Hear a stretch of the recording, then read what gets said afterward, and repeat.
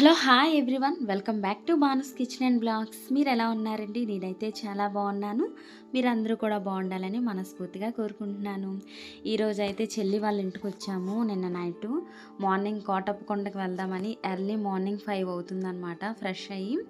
ఇంకా అయితే ఇక్కడ నుంచి బయలుదేరుతున్నాము. చెల్లి వాళ్ళ ఇంటి పక్కనే హనుమాన్ టెంపుల్ ఉందనమాట.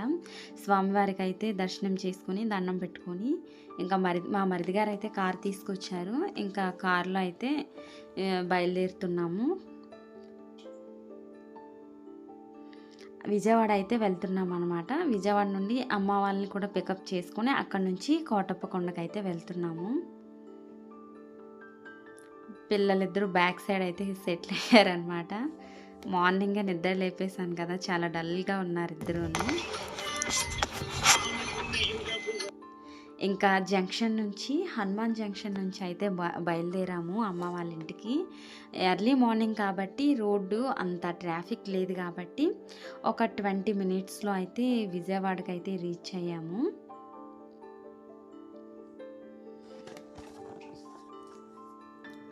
ఇంకా అమ్మ వాళ్ళ ఇంటికి వచ్చిన తర్వాత అమ్మ వాళ్ళు కూడా రెడీ అవుతున్నారు. అన్నయ్యకి డ్రెస్ సెలెక్షన్ ఎంతమంది చేస్తున్నారో చూసారా. అమ్మ వాళ్ళు కూడా రెడీ అయిన తర్వాత అయితే ఇంకా అమ్మ వాళ్ళు మేము అందరం కలిసి అయితే ఇంకా బయలుదేరామన్నమాట. ఇంకా విజయవాడలో బయలుదేరేసరికి అమ్మ వాళ్ళ ఇంటి దగ్గర నుండి స్టార్ట్ అయ్యేసరికి 6 అయిందండి. ఎర్లీ మార్నింగ్ 6 అయింది. చూసారా రోడ్డు అంతా భలే ఉందన్నమాట.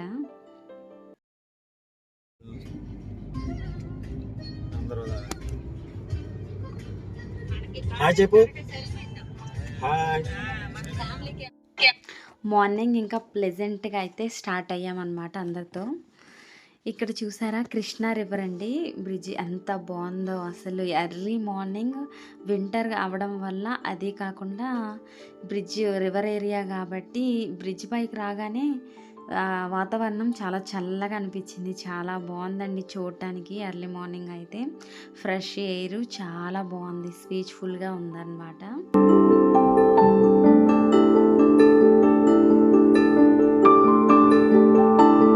ఇంకా విజయవాడ నుండి స్టార్ట్ అయినప్పటి నుంచి గుంటూరు రీచ్ అయ్యేంత వరకు కూడా 2-3 హనుమాన్ విగ్రహాలు పెద్ద పెద్దవి కనిపించాయి టెంపుల్ పక్కనే. చాలా బాగుందండి చూడటానికి అయితే.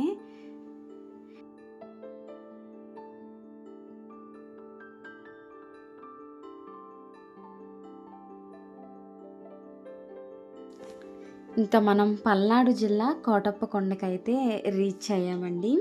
మనం వెళ్ళబోయే త్రికోటేశ్వర స్వామివారి టెంపుల్ ఆ కొండపైన కనిపిస్తుంది చూసారా, ఆ టెంపుల్కే ఇప్పుడు మనం వెళ్ళబోతున్నాము. దూరం నుండి చూడటానికి భలే ఉంది కదండి. మొత్తం గ్రీనరీతో కొండపైన టెంపుల్. నేనైతే ఫస్ట్ టైం వస్తున్నాను. మనం టెంపుల్కి వెళ్ళే ఎంట్రన్స్లో అయితే ఇలా జంక్షన్లో ఆ పరమశివుడి విగ్రహం అయితే ఉంటుంది మనకి ఎంట్రన్స్లో. ఇలా ఆర్చ్ అయితే ఉంటుందండి.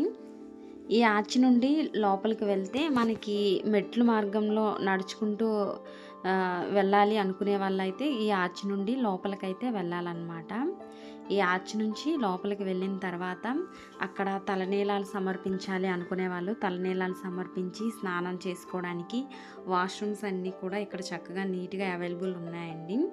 అన్నీ పూర్తి చేసుకున్న తర్వాత దేవుడికి సంబంధించిన పూజా సామాగ్రి అన్నీ కూడా ఇక్కడ మనకి షాప్స్ అయితే ఉన్నాయి. ఇక్కడ తీసుకొని ఇక్కడ వినాయకుడు టెంపుల్ అయితే ఉందండి ఎంట్రన్స్లో మనకి. ఆ వినాయకుడు దర్శనం చేసుకున్న తర్వాత మనము మెట్లు పక్కనే ఉన్నాయి, టెంపుల్ పక్కనే మెట్లు స్టార్ట్ అయినాయి అనమాట. ఇంకా వినాయకుడు దర్శనం చేసుకొని మెట్ల మార్గంలో వెళ్ళాలి అనుకునే వాళ్ళైతే మెట్లు ఎక్కి కొండపైకి అయితే వెళ్ళొచ్చు అనమాట.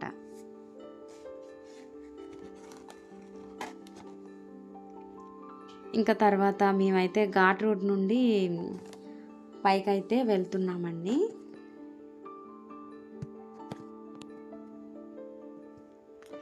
ఎర్లీ మార్నింగ్ ఘాట్ రోడ్లో ట్రావెల్ చేస్తుంటే చాలా ప్లెజెంట్గా అనిపించింది. చాలా బాగుందండి. ఎంత కలర్ఫుల్ ఫ్లవర్స్ ఉన్నాయో చుట్టుపక్కల చెట్లు అయితే చాలా బాగా అనిపించింది. ఆ పక్షుల అరుపులు ఎర్లీ మార్నింగ్ అవ్వడం వల్ల అంత ఏమీ నాయిస్గా అయితే లేదు. చాలా ప్లెజెంట్ మ్యూజిక్ అనమాట. కామ్నెస్ అంతా చాలా బాగా నచ్చింది నాకైతే మాత్రం. ఘాట్ రోడ్ ప్రతి మలుపులో కూడా ఏదో ఒక విగ్రహాలు అయితే అరేంజ్ చేశారండి. ఇక్కడ బ్రహ్మదేవుడు 4 ముఖాలుగా అరేంజ్ చేశారు. చాలా బాగుంది. అలాగే ట్రావెల్ చేస్తుంటే కొద్ది దూరం వెళ్ళగానే రోడ్డు పైన సైడ్ కోతులు అయితే కనిపించాయి. చాలా బాగున్నాయండి. కొండపైన ఉండే కోతులు కదా, చాలా ముచ్చటగా అనిపిస్తున్నాయి చూడటానికి. చక్కగా ఆడుకుంటున్నాయి అన్నమాట.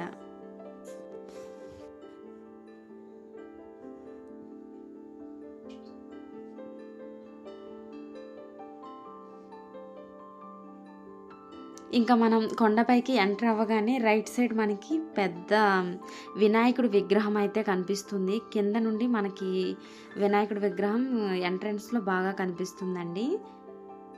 అలాగే ఈ ఆర్చి దాటి లోపలికి వెళ్ళామంటే గుడిలోకి ఎంటర్ అయిపోయినట్లేనమాట. కోటప్పకొండ దివ్యక్షేత్రం అంటే ఆధ్యాత్మిక విజ్ఞాన ప్రశాంతమైన ధ్యాన మందిరం కూడా ఇక్కడ ఉందండి.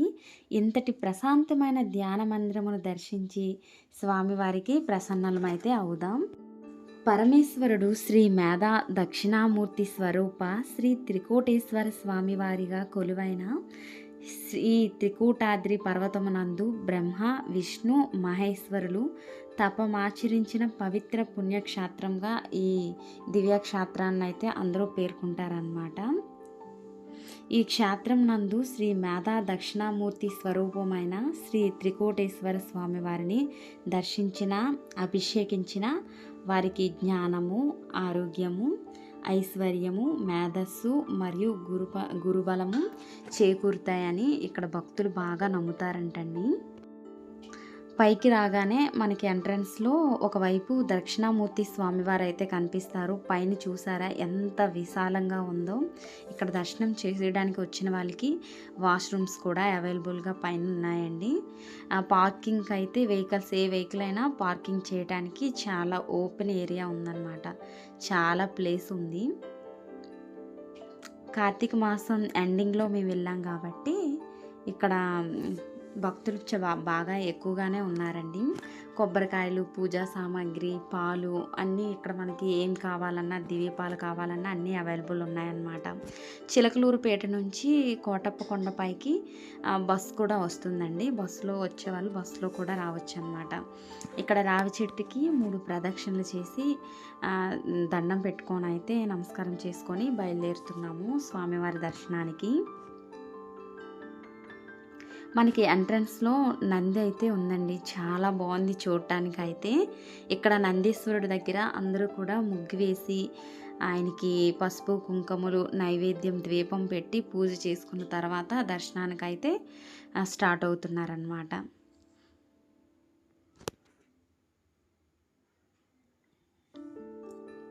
మనకి ఎంట్రన్స్ గుడికి వెళ్ళడానికి లెఫ్ట్ సైడు దక్షిణామూర్తి స్వామివారి ఆలయం అయితే ఉంటుందండి.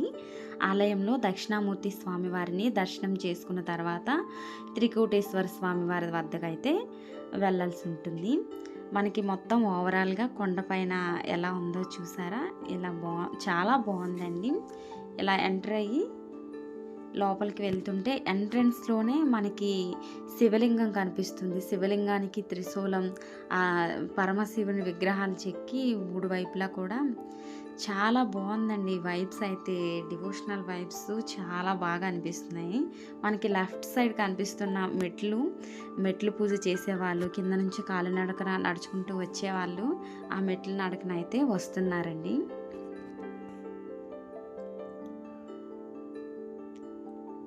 ఇంకా స్వామివారి ప్రధాన గోపురం అయితే వద్దకైతే వచ్చేసాం మనం.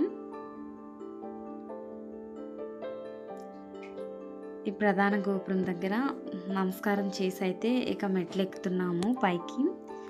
పైన ఉంటారనమాట స్వామివారు. ఇంకొక ఫ్లోర్ వరకు మెట్లు ఎక్కాల్సి ఉంటుంది ఇక్కడ గోపురంలో నుండి.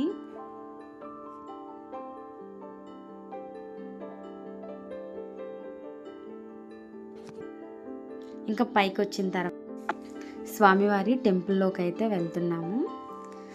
అభిషేకం చేయించుకోవాలి అనుకునేవారైతే కాస్త టైం పడుతుందండి.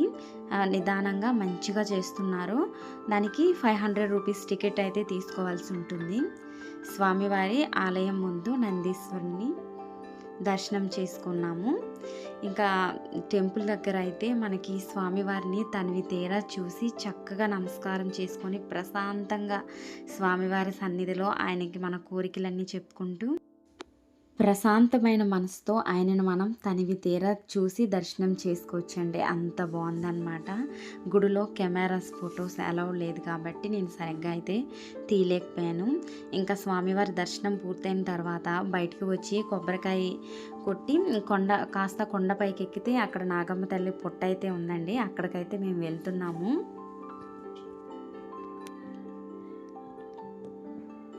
ఇక్కడ దారిలో శివుని విగ్రహం అండి. అస్సలు చూడటానికి ఎంత బాగుందో, 2 కళ్ళు సరిపోవన్నంత నిండుగా ఉందండి స్వామివారి విగ్రహం. కొండపైన స్వామివారు కూర్చొని ధ్యానం చేస్తున్నట్లు చూడటానికి అంత బాగుందన్నమాట. ఇది ధ్యాన మందిరం కూడా ఈ పక్కనే ఉందండి. చాలా బాగుంది. నాకైతే చూడటానికి చాలా బాగా అనిపించింది అన్నమాట. చూసారా, ఇక్కడ నాగమ్మ తల్లి పుట్ట వద్దకు వచ్చిన తర్వాత కొండపైన ఉండే కోతులన్నీ నాగమ్మ తల్లి విగ్రహం పైన పంచదార వేస్తారనుకుంటా. వాటిని ఎలా ఏరుకుంటున్నాయో చూసారా. ఏరుకొని తింటుంటే చూడటానికి చాలా ముచ్చటగా అనిపిస్తుంది నాకైతే మాత్రం. ఇంకా నేను కొబ్బరి చెప్పులు ఇస్తుంటే వాటికి డైలీ తిని తిని బోర్ కొట్టినట్టుంది. నేను పుట్టలో వేయడానికి పాలైతే తీసుకెళ్ళాను. ఆ పాలైతే నా దగ్గర నుండి తీసుకుందనమాట కోతి. పాపం ఎంత ఆకలి వేసిందో ఏంటో తనకి. ఇంకా పుట్ట వద్ద కూడా కోతులు వచ్చేస్తున్నాయండి. చాలా కోతులు అయితే ఉన్నాయి ఇక్కడ కొండపైన. ఎంత హ్యాపీగా ఆడుకుంటున్నాయో. ఇంకా ఈ దారి కనిపిస్తుంది కదా, ఈ మట్టి రోడ్ నుండి పాత కోటప్ప స్వామి టెంపుల్ అయితే ఇంకా కొండ పైన అయితే ఉంటుందండి. అక్కడికి వెళ్ళాలనుకునే వాళ్ళు ఈ దారిలో నుండి అయితే వెళ్తున్నారు. రోడ్డు అయితే బాగుండదనే ఇక్కడ ఉండే వాళ్ళందరూ చెప్తున్నారు.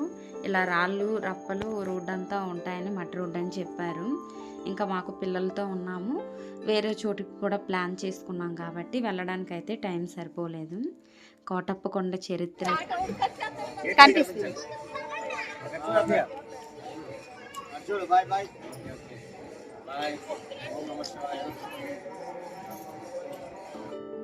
కొండపైన ఇంకా బ్రేక్ఫాస్ట్ అయితే పూర్తి చేసుకొని కిందకైతే దిగుతున్నాము.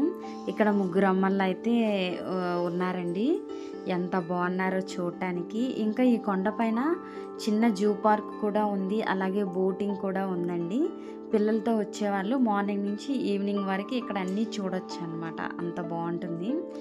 ఇంకా కోటప్ప కొండ దర్శనం పూర్తయిన తర్వాత అమరావతికి అయితే వెళ్తున్నాము. వీడియో నచ్చితే తప్పకుండా లైక్ చేసి మన ఛానల్ని సబ్స్క్రైబ్ చేసుకొని మన ఛానల్కి అయితే సపోర్ట్ చేయండి. Thank you for watching.